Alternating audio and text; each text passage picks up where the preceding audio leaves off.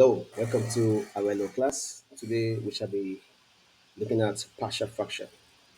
Partial fraction is a method used to break down a complex fraction into simpler fraction.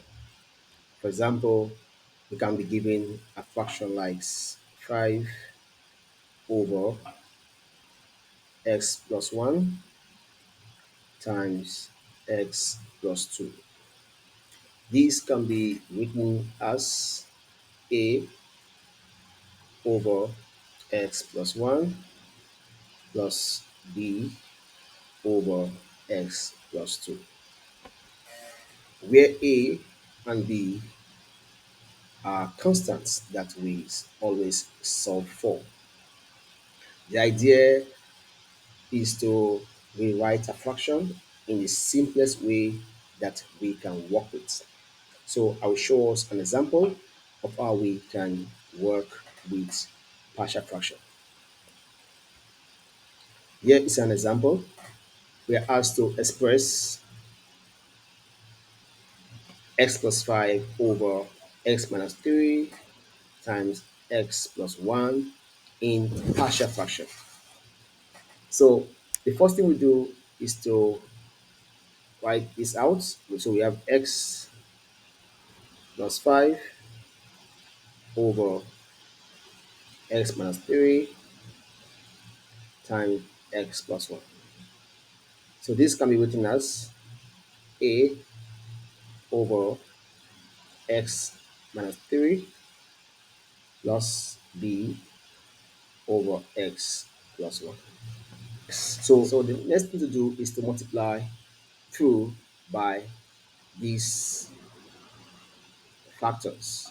So we now have x plus 5 over x minus 3 times x plus 1 times x minus 3 times x plus 1 equal to a from brackets times x minus 3 times x plus 1 over x minus 3 plus b times x minus 3 times x plus 1 over x plus 1. So as you can see, this cancel out this. So what we have left on our left hand side is x plus 5 equal to, now on this side, x minus 3 cancel out x minus 3. So we have a times x plus 1 plus x plus 1, we cancel out x plus 1. So we have b times x minus 3. So this is what we do to come to this level. Again, we multiply 2 by the bottom on the left. Okay, this is to remove the fractions. So as you can see right here, we have no more fractions. So we are good to go. So the next thing is to find the constant.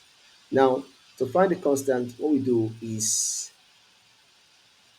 to equate these factors to 0. So to find b, I will equate this to 0. To find a, I will equate this to 0. So to find b, I will equate x plus 1 equal to 0. That means that my x is, so plus 1 moves to this side, becomes negative 1. So my x is negative 1.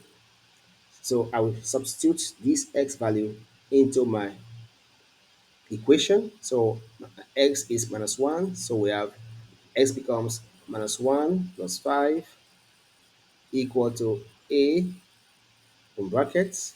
X is minus 1 plus 1 plus b equal to, sorry, plus b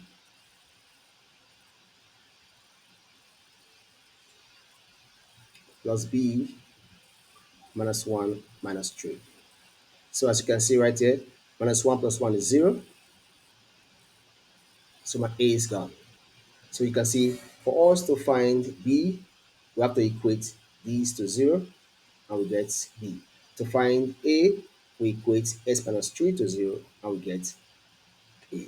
So minus 1 plus 5 is 4,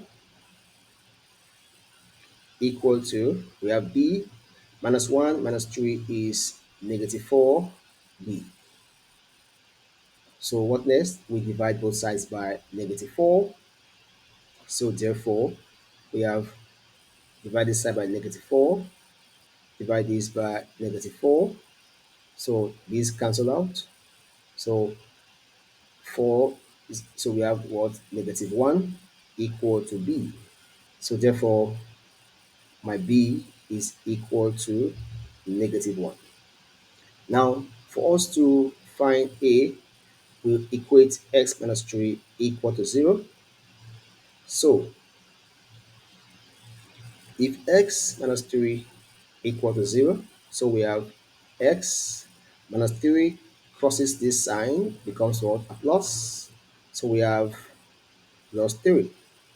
So if x is plus 3, I will insert x plus 3 into this equation. So we now have x becomes 3 plus 5 equal to a, open brackets, x is 3, so we have 3 plus 1 plus b, open brackets, is 3 minus 3. 3 minus 3.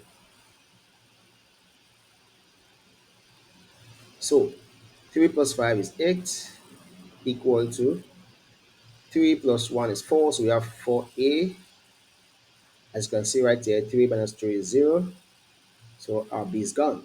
So to find a, I will divide both sides by 4. So divide this by 4, divide this by 4. So 4 cancel 4.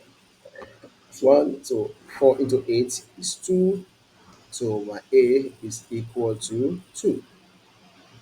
So therefore, now I know my a and b. So therefore, my x plus 5 over x minus 3 times x plus 1 will be equal to, so where I have a, my a becomes 2, becomes 2 over x minus 3 plus, where we have b becomes negative 1. Remember, our b is negative 1, so b becomes negative 1 over x plus 1. Now, in maths, when you have two signs, you multiply them. So therefore, I can say that 2 over x minus 3 plus minus is minus, so 1 over x plus 1. So this is how we break down a complex fraction into a simpler fraction. Thanks for watching.